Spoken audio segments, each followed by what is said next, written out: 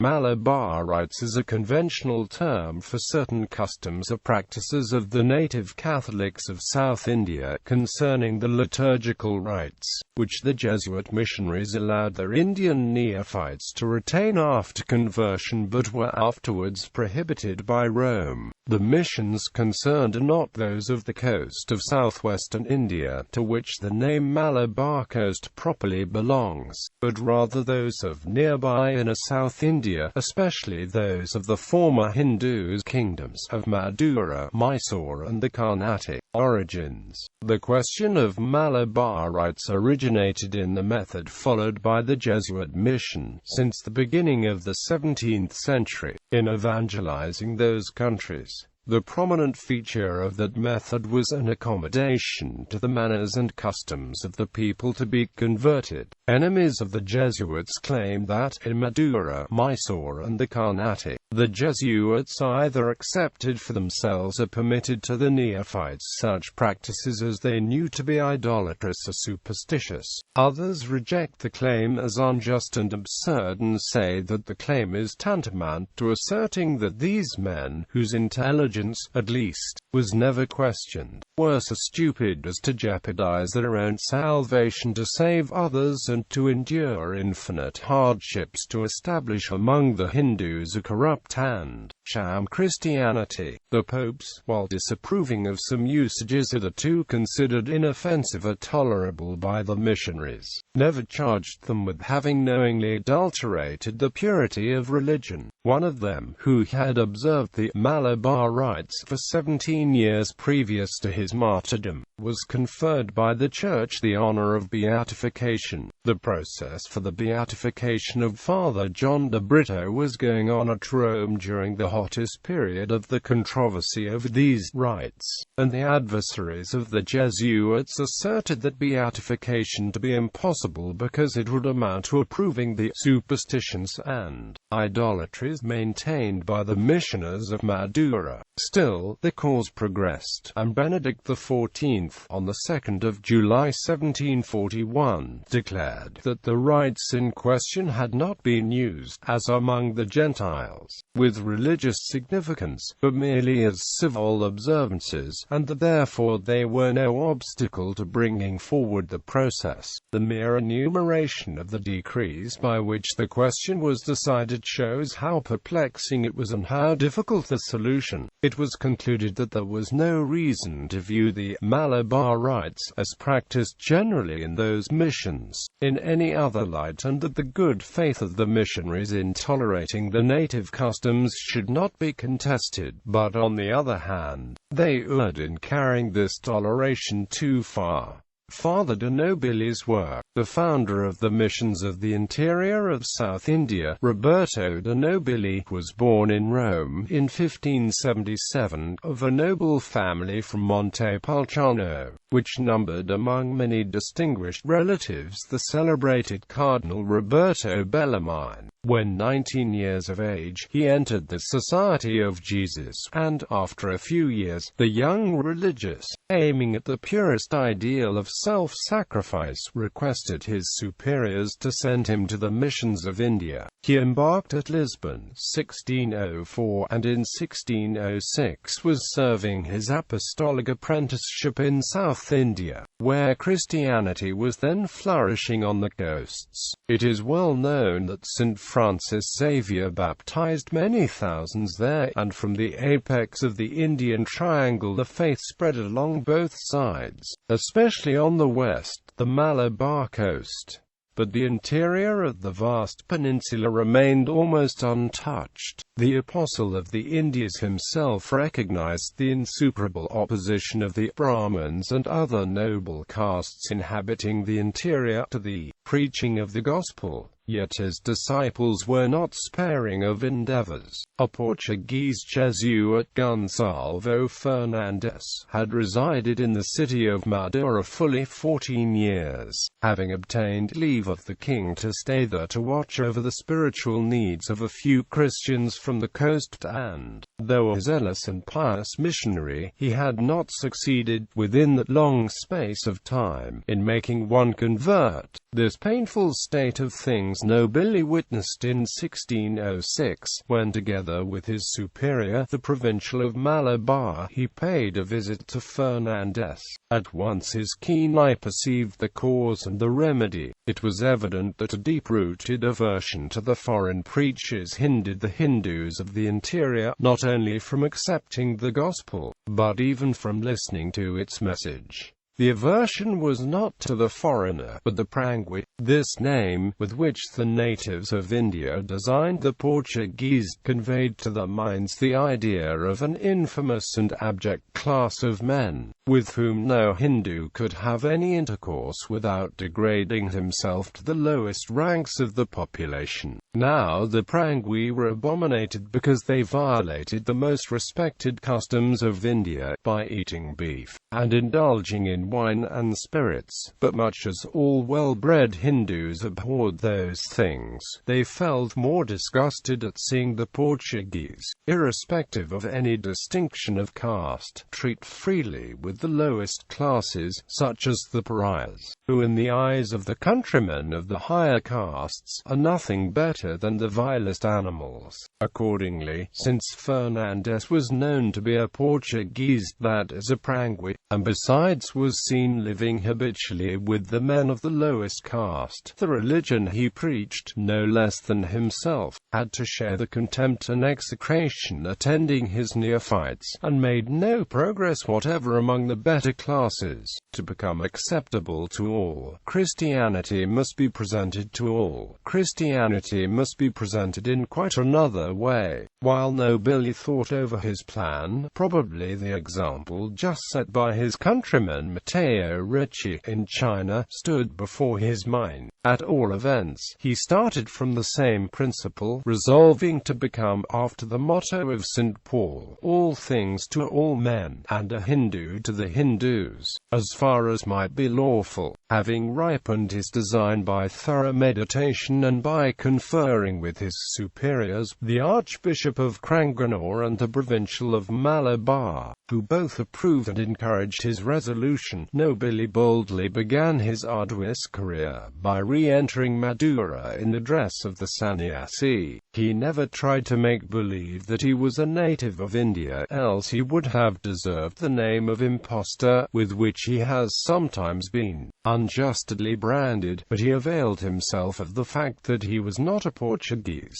to deprecate the opprobrious name Prangwi. He introduced himself as a Roman Raja, desirous of living at Madura in practicing penance, in praying and studying the sacred law. He carefully avoided meeting with Father Fernandez and took his lodging in a solitary abode in the Brahmins' quarter obtained from the benevolence of a high officer. At first he called himself a Raja, but soon he changed this title for that of Brahmin, better suited to his aims. The Rajas and other Kshatriyas, the second of the three high castes, formed the military class, but intellectual avocations were almost monopolized by the Brahmins. They held from time immemorial the spiritual if not the political government of the nation, and were the arbiters of what the others ought to believe, to revere, and to adore. Yet they were in no wise a priestly caste. They were possessed of no exclusive right to perform functions of a religious nature. Nobili remained for a long time shut up in his dwelling, after the custom of Indian penitents, living on rice, milk, and herbs with water. Once a day he received attendance, but only from Brahmin servants. Curiosity could not fail to be raised, and all the more as the foreign sannyasi was very slow in satisfying it. When, after 2 or 3 refusals, he admitted visitors, the interview was conducted according to the strictest rules of Hindu etiquette. Nobili charmed his audience by the perfection with which he spoke their own language, Tamil, by the quotations of famous Indian authors with which he interspersed his discourse, and above all, by the fragments of native poetry which he recited or even sang with exquisite skill. Having thus won a benevolent hearing, he proceeded step by step on his missionary task. laboring first to set right the ideas of his auditors with respect to natural truth concerning God, the soul, etc., and then instilling by degrees the dogmas of the Christian faith. He took advantage also of his acquaintance with the books revered by the Hindus as sacred and divine. These he contrived, the first of all Europeans, to read and study in the Sanskrit originals. For this purpose he had engaged a reputed Brahmin teacher, with whose assistance and by the industry of his own keen intellect and felicitous memory he gained such a knowledge of this recondite literature, as to strike the native doctors with amazement, very few of them feeling themselves capable of vying with him on the point. In this way also he was enabled to find in the Vedas many truths which he used in testimony of the doctrine he preached. By this method, and no less by the prestige of his pure and austere life, the missionary had soon dispelled the distrust, and before the end of 1608,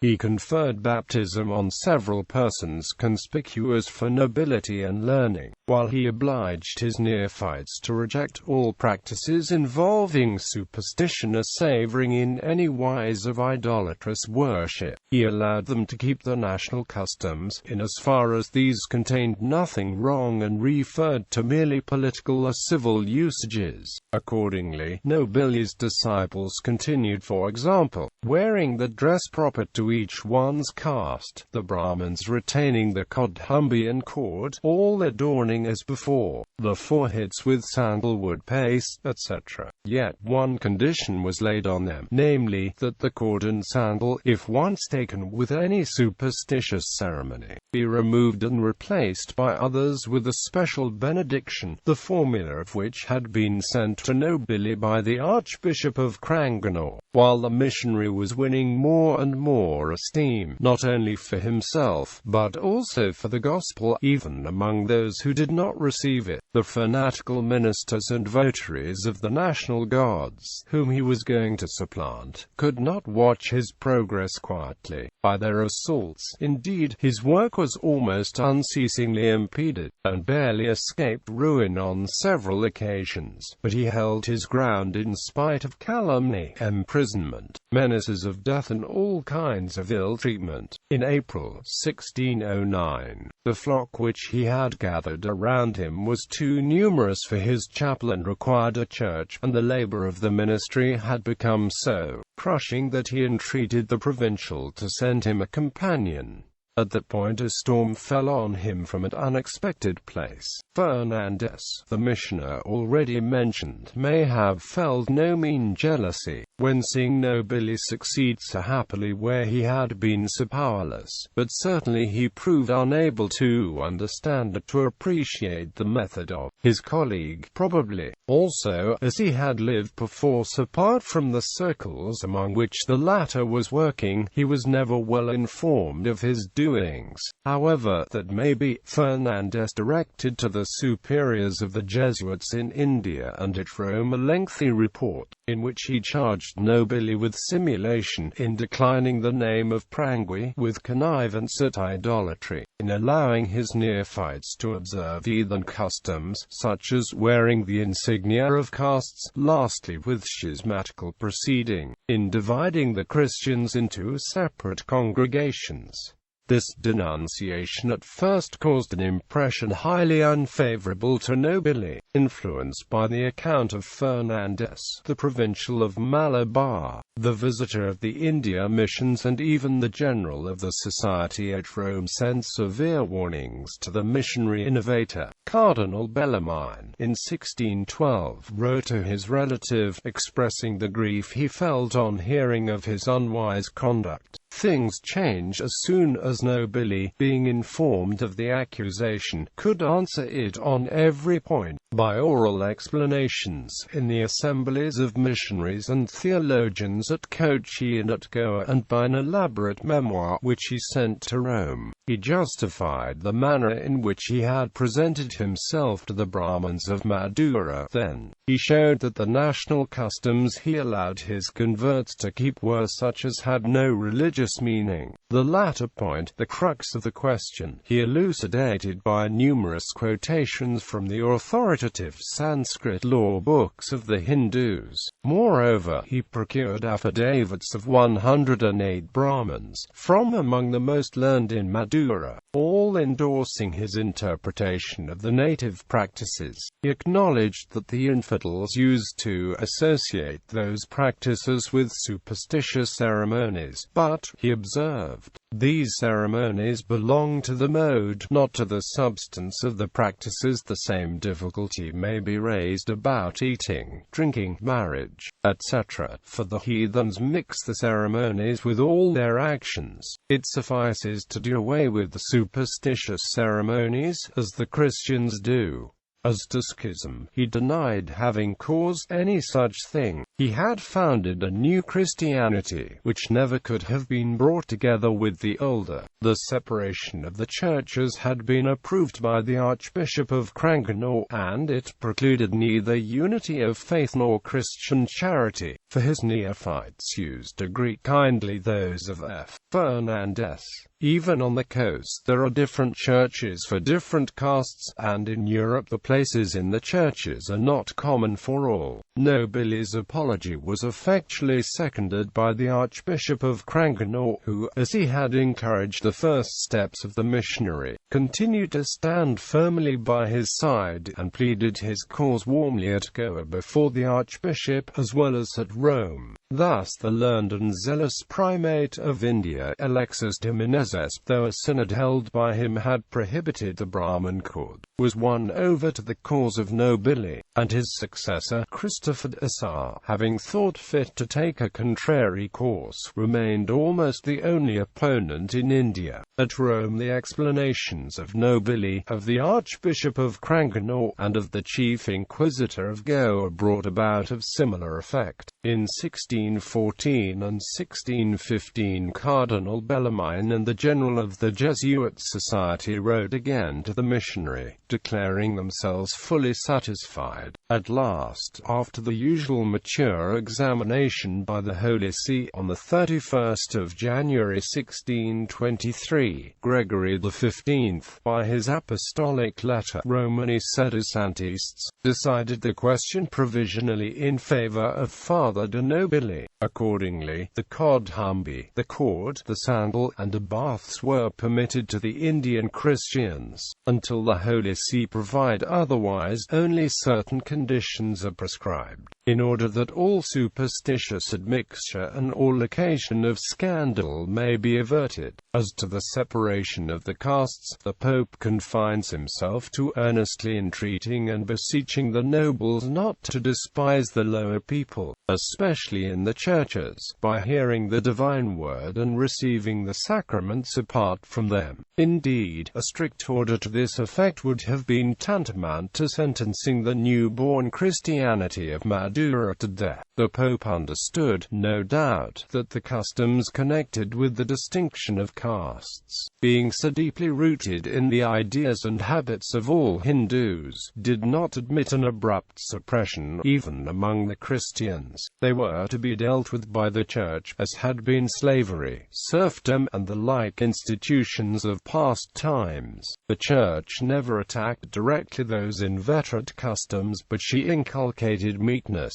humility, charity, love of the Saviour who suffered and gave his life for all, and by this method slavery, serfdom, and other social abuses were slowly eradicated. While imitating this wise indulgence to the feebleness of new converts, Father de Nobili took much care to inspire his disciples with the feelings becoming true Christians towards the humbler brethren. At the very outset of his preaching, he insisted on making all understand that religion was by no means dependent on caste. Indeed, it must be one for all, the true God being one for all, although unity of religion destroys not the civil distinction of the castes nor the lawful privileges of the nobles. Explaining then the commandment of charity, he inculcated that it extended to the pariahs as well as others, and he exempted nobody from the duties it imposes, but he might rightly tell his neophytes that, for example, visiting pariahs or other of low caste at their houses, treating them familiarly, even kneeling or sitting by them in the church, concerned perfection rather than the precept of charity, and that accordingly such actions could be omitted without any fault, at least where they involve so grave a detriment as degradation from the higher caste. Of this principle the missionaries had a right to make use for themselves.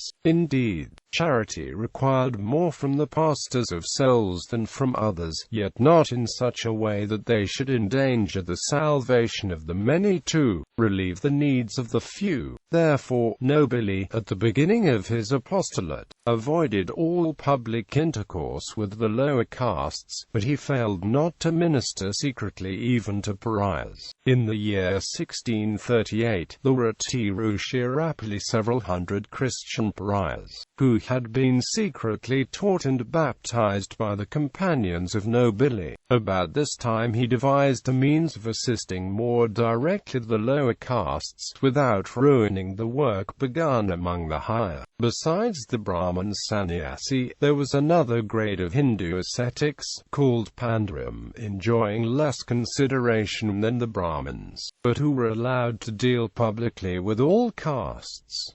They were not excluded from relations with the higher castes. On the advice of Nobili, the superiors of the mission with the Archbishop of Cranganore resolved that henceforward there should be two classes of missionaries, the Brahmin and the Pandaram. Father Baltazar da Costa was the first, in 1540, who took the name and habit of Pandaram, under which he effected a large number of conversions, of others as well as of pariahs. Nobili had then 3 Jesuit companions. After the comforting decision of Rome, he had hastened to extend his preaching beyond the town of Madura, and the gospel spread by degrees over the whole interior of South India. In 1646, exhausted by 42 years of toiling and suffering, he was constrained to retire, first to Jaffnapatam in Ceylon, then to Malabar, where he died the 16th of January 1656. He left his mission in full progress. To give some idea of its development, we note that the superiors, writing to the general of the society, about the middle and during the second half of the 17th century, record an annual average of 5,000 conversions, the number never being less than 3,000 a year even when the missioners' work was most hindered by persecution. At the end of the 17th century, the total number of Christians in the mission, founded by Nobili and still named Madura Mission, though embracing, besides Madura, Mysore, Morava, Tanjore, Jinji, etc., is described as exceeding 150,000.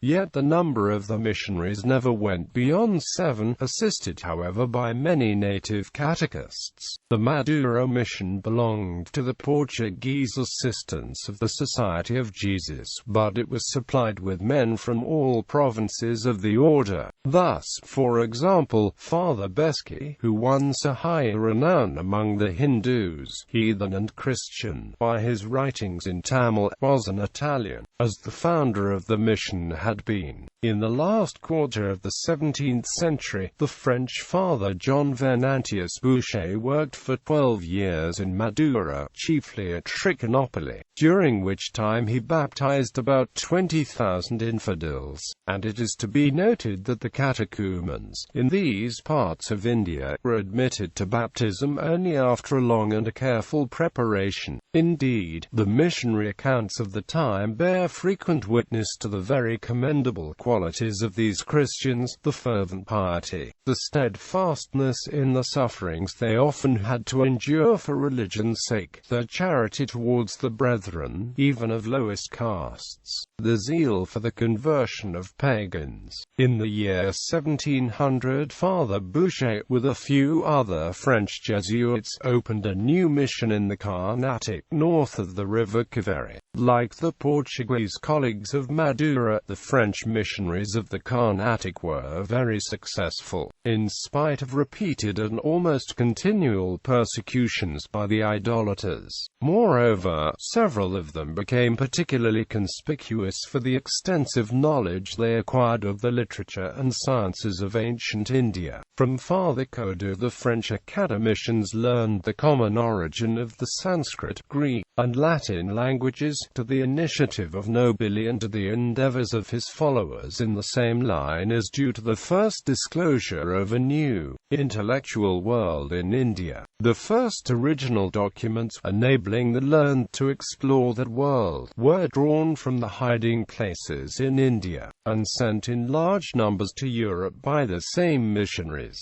But the Carnatic mission had hardly begun when it was disturbed by the revival of the controversy, which the decision of Gregory XV had set at rest for 3/4 of a century.